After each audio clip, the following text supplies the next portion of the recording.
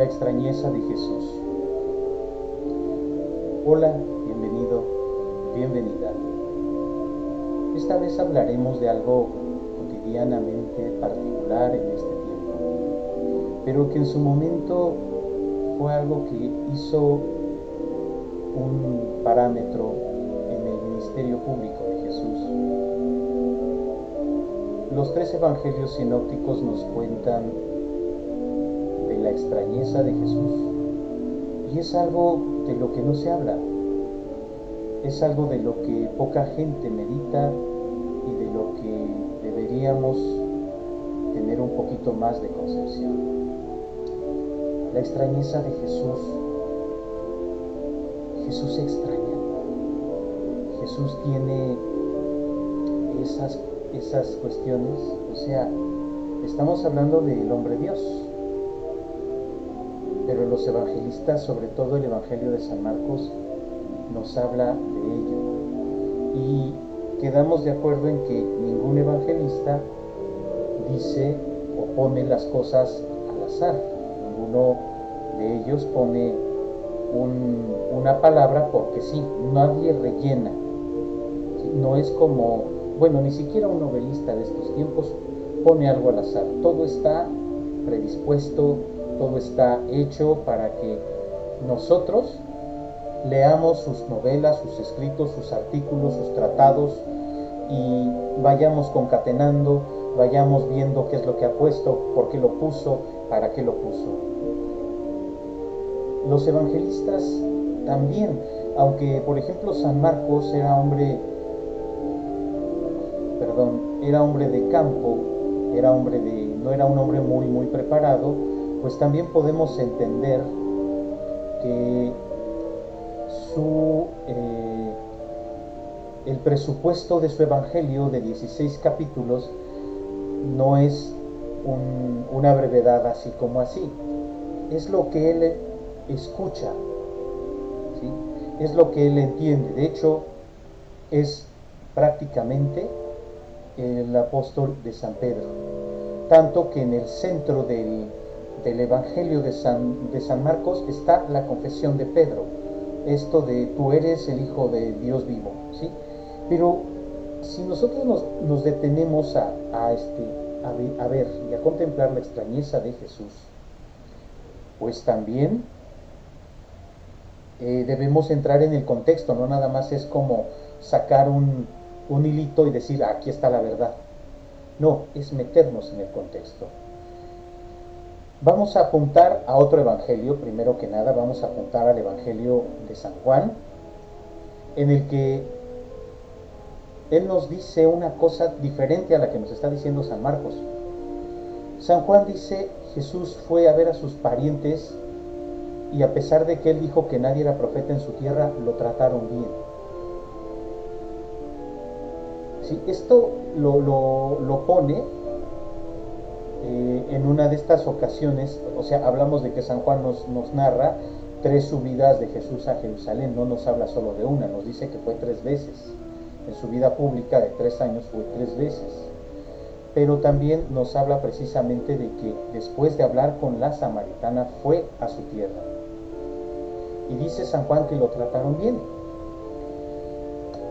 Pero el evangelio de San Marcos es curioso porque dice: Jesús fue a Nazaret, donde se había criado. Y la multitud se preguntaba extrañada: ¿de dónde aprendió tantas cosas? ¿De dónde escuchó? ¿De quién aprendió tantas maravillas y ese poder para hacer milagros? ¿No es este el hijo de José? ¿No es no está entre nosotros su madre y sus hermanas? ¿No conocemos acaso a sus hermanos Santiago, Simón, Judas? Y Jesús dice: todos honran a un profeta, menos los de su tierra y los de su casa. También en el Evangelio de San Lucas, cuando hablamos del ministerio público de Jesús, cuando va empezando y entra a la sinagoga de su tierra, y lee el volumen del profeta Isaías en el que está escrito: el Espíritu del Señor está sobre mí. Y Jesús dice: yo les digo que hoy se ha cumplido este pasaje de la Escritura que ustedes acaban de oír. Me disculpo. Y después añade: ahora sí me van a decir ese refrán que dice: médico, cúrate a ti mismo y haz aquí en Nazaret los milagros y las obras que te hemos escuchado que has hecho en Cafarnaún. Jesús ya no vivía en Nazaret, ya estaba mudado a Cafarnaún. Y dice a tal punto que los habitantes del pueblo lo quisieron despeñar de un cerro en el que estaba edificada la ciudad.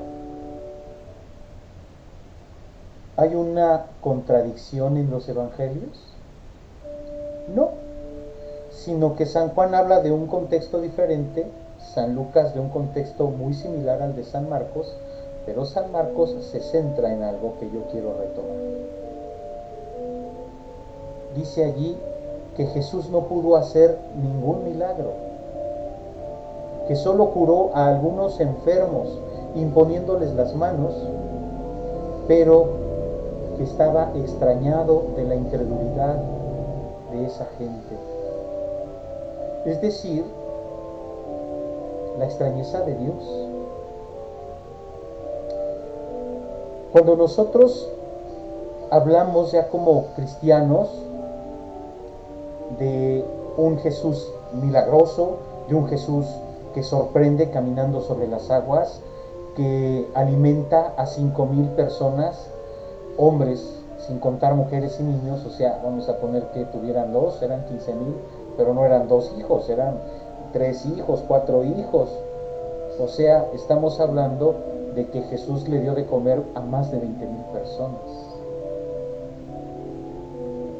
Con 5 panes y 2 peces, que hizo maravillas, que levantó al hijo de la viuda de Naín, que curó al paralítico de la piscina de Siloé, que hizo mirar al ciego de nacimiento, que se libró de las manos de cuantos le querían echar mano encima hasta que no llegara su hora. O sea, estamos hablando de un Jesús que puede hacer esas cosas, de un Jesús que inclusive, como dice el profeta, resucitará al muerto de 4 días. Y entonces miramos el pasaje de Lázaro en el Evangelio de San Juan, que está narrado de una forma esplendorosa, del Jesús que habla con parábolas, del Jesús que compara, del Jesús que habla de las 100 ovejas, de la mujer con sus 12 monedas, del hijo pródigo, del que salva a la mujer hemorroísa, del que resucita a la hija de Jairo, del Jesús que inclusive salva a la mujer adúltera de ser apedreada a través de la ley del amor. ¿Cómo si pudo hacer todas esas cosas? ¿Cómo no pudo obrar esos milagros en su tierra? ¿Cómo nada más pudo intervenir un poquito en los enfermos? ¿Qué cosa pasa? ¿Por qué Jesús se extraña? ¿Por qué no pudo hacer ningún milagro ahí? La extrañeza de Jesús nos refiere específicamente, y como dice la palabra, extrañado. Extrañado. Hasta tenemos un dicho con esa palabra: me extraña que siendo araña uses el elevador. Me extraña que tú, pudiendo así, tal cual, trepar por las paredes, por los recovecos, uses un ascensor. Me extraña de ti que, sabiendo tantas cosas, se te vaya este dato. Jesús se extraña de la incredulidad de las personas, pero hay que ver que eso pone un freno a Dios. Vamos a meternos en contexto. En este tiempo en el que hay tantas y tantas zozobras en la tierra, En este tiempo en el que hay tantas guerras, tantos conflictos, a nivel global y por supuesto a nivel personal, tantos conflictos que tenemos, tantas cosas en nuestro haber, tantos problemas, tanta falta de estima, tantas situaciones delicadas en la vida. Y de repente le decimos a Dios, ¿por qué permites esto, Señor? ¿Por qué permites que suceda? Pero ¿qué es lo que está sucediendo contigo, Dios? ¿Por qué no actúas?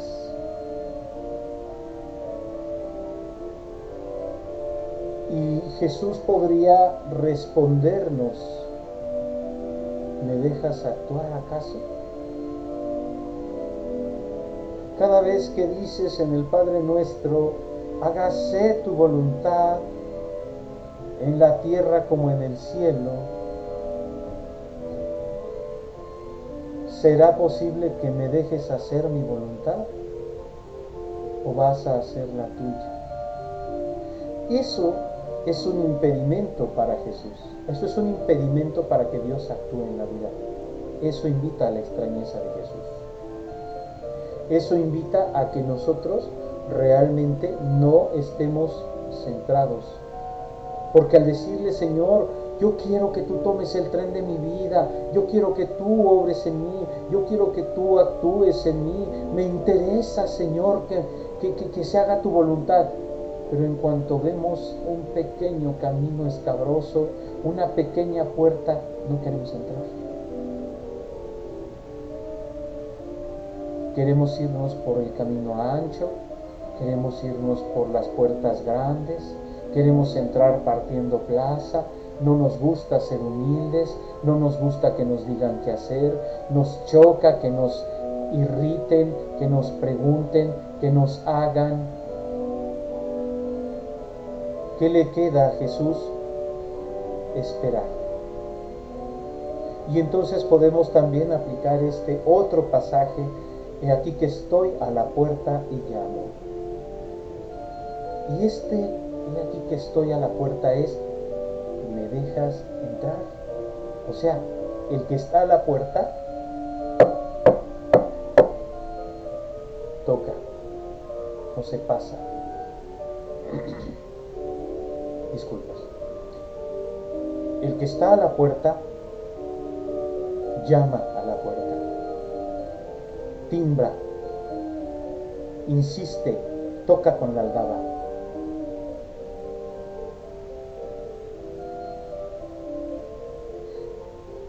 Yo le digo a Dios, Señor, toma mi vida, pero hago lo que yo quiero, entonces Dios se queda al margen. Por eso cuando nosotros vamos por la vida haciendo nuestra santa voluntad y le decimos a Dios que entre, pero inmediatamente que entra, también le decimos a otro placer, a otra situación, a otro Dios que entre, el Padre, el Hijo y el Espíritu Santo con toda su comitiva se van a salir. Se van a levantar de tu mesa y se van a ir. Y de verdad va a salir extrañado Jesús, extrañado de tu incredulidad. ¿Cómo es que me pides que yo sea tu luz, que yo sea tu guía, cuando ya estás consultando un horóscopo? ¿Cómo es que me pides a mí que te sane, que obre en ti un milagro, que te llene de vida, de dicha, y ya estás consultando a un adivino, a un yerbero, a uno que hace limpias, a un cartomanciano? ¿Cómo me dices a mí que confías tu futuro cuando ya estás yendo a que te lean el capente, la baraja y todas las cosas que se pueden leer?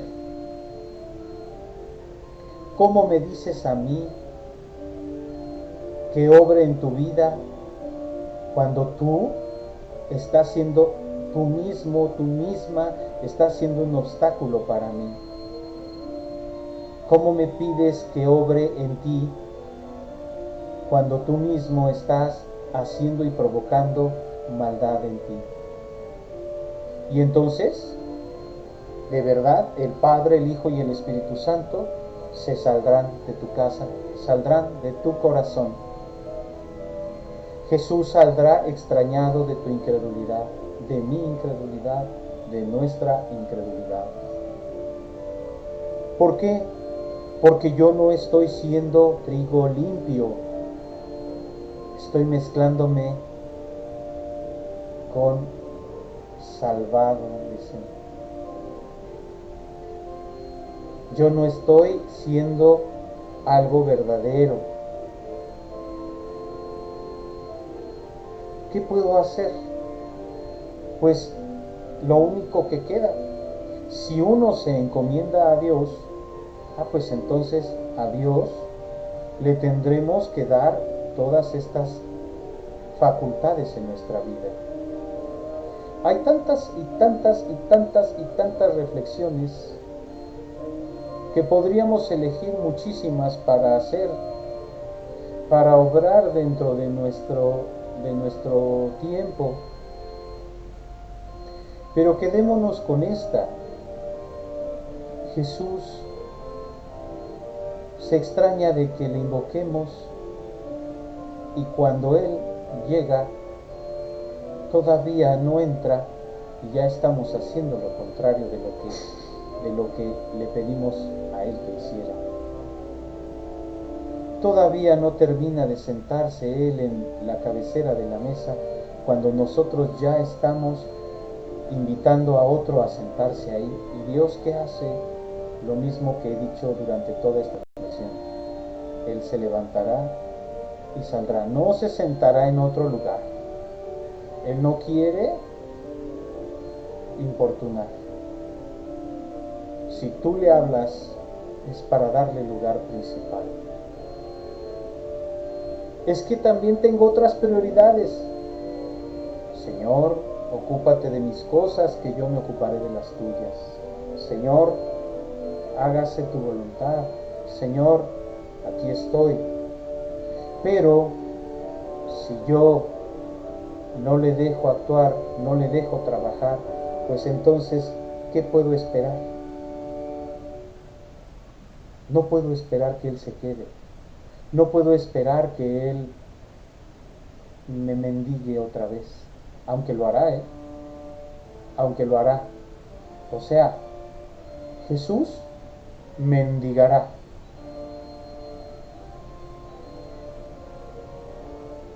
En que siempre te dejará un heraldo que te esté insistiendo.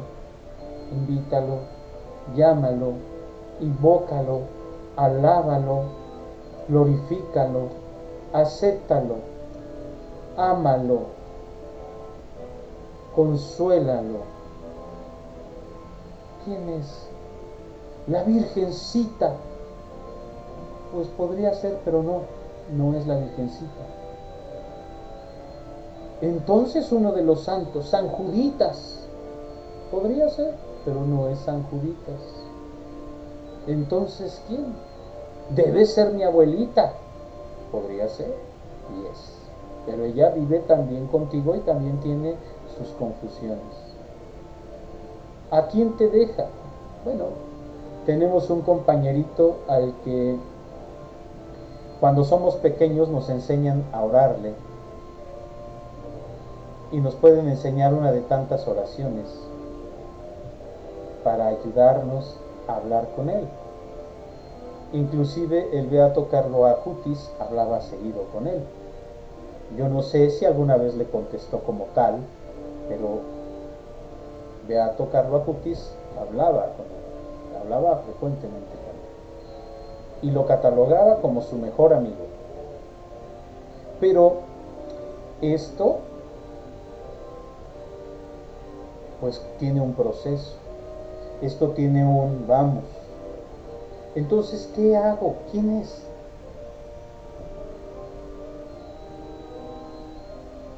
Ángel de mi guarda, mi dulce compañía, no me desampares ni de noche ni de día, no me dejes solo porque me perdería, hasta que me dejes en el corazón de Jesús, José y María.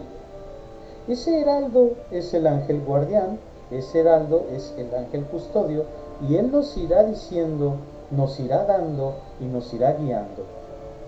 Por supuesto, esta situación de dejar que el ángel guíe, pues también es muy buena.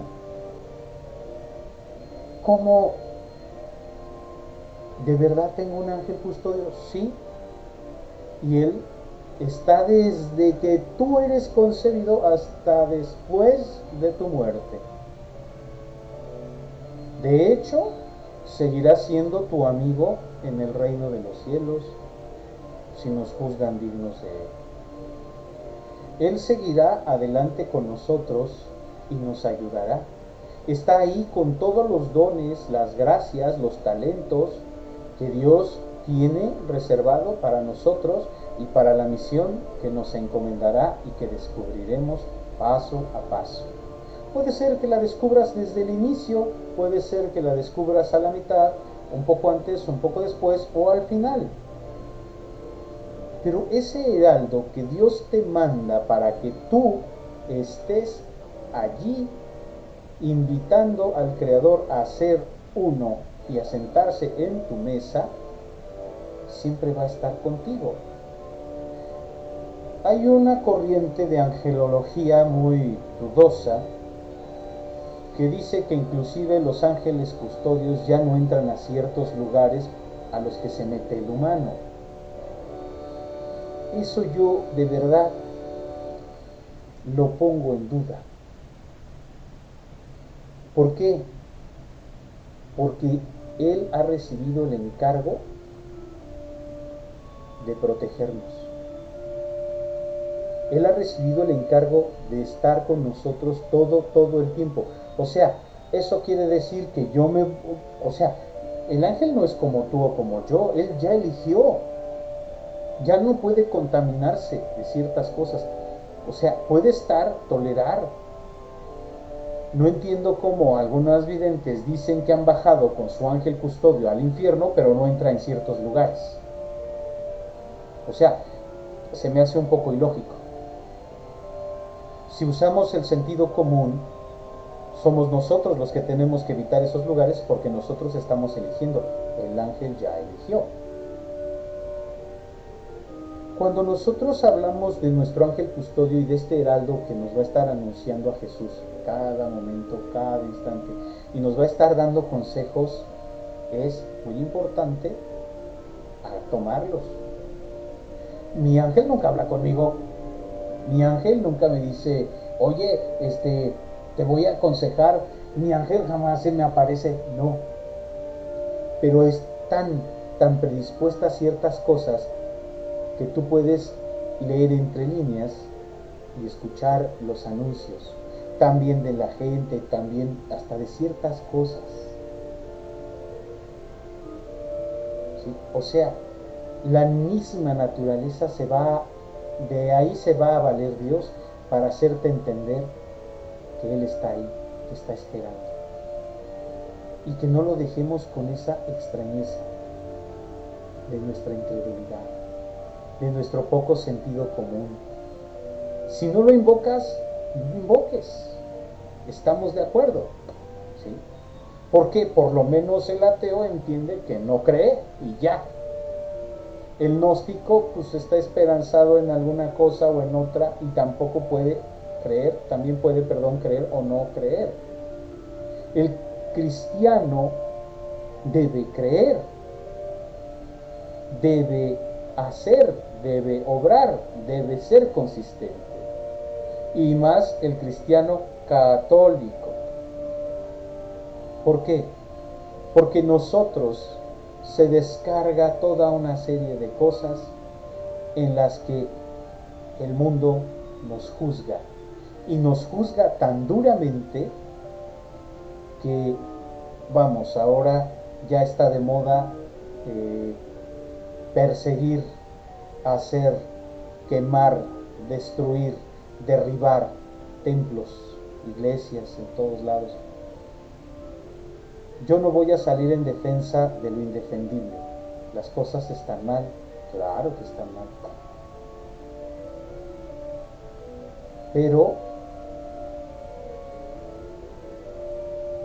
El que pide tolerancia y no tolera, pues no tendrá tolerancia en algún momento determinado en su vida cuando más la necesita. Y esto lo digo con mucho, mucho tiempo. Nosotros, la iglesia, y me refiero a todos los que formamos parte de la Iglesia Católica, pues tenemos el deber de ser tolerantes. Que si la iglesia fue intolerante en el pasado, sí lo fue. Tuvo su época de esplendor, la tuvo. Tuvo poder, sí tuvo mucho, todavía lo tiene. Y ni siquiera me estoy refiriendo al poder de que nos podemos agarrar todos del poder terrenal. Ese sí, siempre lo ha tenido. Es una iglesia de hombres. Es una iglesia que inclusive se maneja como un país. Y de repente por ahí salen todos los que no son creyentes a decir, es que tienen para resolverle al mundo la vida y no lo hacen. Bueno, toma en cuenta que es un país. No te extrañes de que tenga fondos, tiene que tenerlos. Este país tiene que tener fondos. ¿Sí? Tiene que tener las cosas que tiene un país normal. Porque nuestros gobiernos tampoco acaban con el hambre, también tienen, también pueden. Es más, el restaurante de la esquina podría acabar con el hambre del barrio solo con lo que tiran a la basura. Y nadie les exige que hagan o digan cualquier cosa. No, debemos ser tolerantes, sí, por supuesto que debemos ser tolerantes, todos. A cada quien se le va a pedir una cuenta estrecha de lo que haga o deje de hacer, sobre todo en el orden del amor. No podemos estar pensando que a mí como no creo no se me va a pedir. Decía San Pío de Pietrelcina, ya te enterarás. Si no crees, ya te enterarás. Blaise Pascal decía, y creo que ya lo he dicho 2 o 3 veces en anteriores videos, si Dios no existe y tú crees, no pasa nada, fuiste bueno. Si Dios existe y tú no crees, pues pobre de ti. ¿Sí? Si Dios no existe y no crees, pues no pasa nada. Y si Dios no existe y crees, pues ya la hiciste, ya la armaste, ya fuiste bueno. Repito. Pero nos enteraremos. Yo hasta la fecha no he visto de ningún otro lado salir sangre de un pan, y vaya que últimamente hemos tenido esos milagros dentro de la fe católica. No sé si en alguna otra fe se hayan tenido esos milagros eucarísticos. Por ahí en alguna ocasión pues también he escuchado que las estatuas de no sé quién allá en la India manan leche y aceite y cosas de esas. Esas efusiones pues también las tienen aquí, también las tienen allá, pero sangre de un pan, carne de un pan, eso sí, ¿no? Y carne viva, no es, ay, ahí se quedó la carne, se secó y se pudrió, es carne viva. Eso no lo he visto. No sé si haya en otros lugares milagros eucarísticos, pero somos testigos de varios milagros eucarísticos acaecidos en varios lugares. Y entonces, Dios está dispuesto incluso a dejarse poner bajo el microscopio para que tú creas, para que yo crea, para que nosotros le creamos. ¿Y qué hacemos? Nos comprometemos y después rompemos todo vínculo con Dios y nos vamos a otro lado, nos vamos a otro lugar y entonces empezamos a un vaivén sin parar, pero nunca nos detenemos a contemplar a Dios. Y entonces ahí está la extrañeza de Jesús, la incredulidad de ellos le extraña a Dios, la incredulidad de nosotros le extraña a Dios.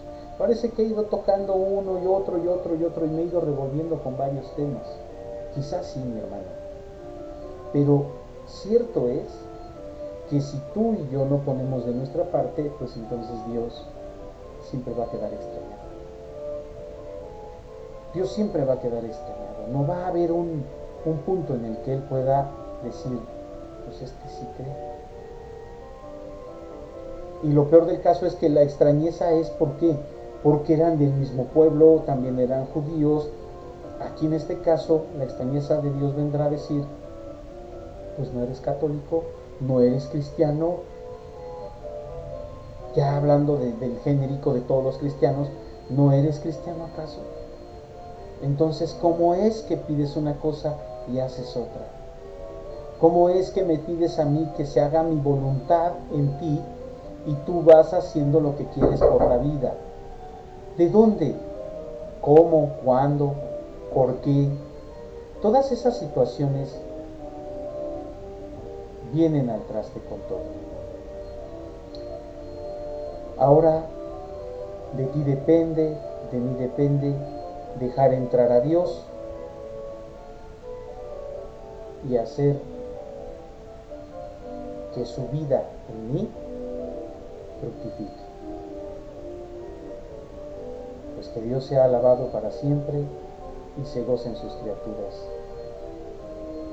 Gracias por escucharme y por ayudarme siempre, siempre a crecer, dice la doctora Rosa Argentina Rivas Lacayo, a crecer siempre contigo. Gracias por escuchar esta reflexión. Nos vemos pronto. Adiós. Paz en Cristo.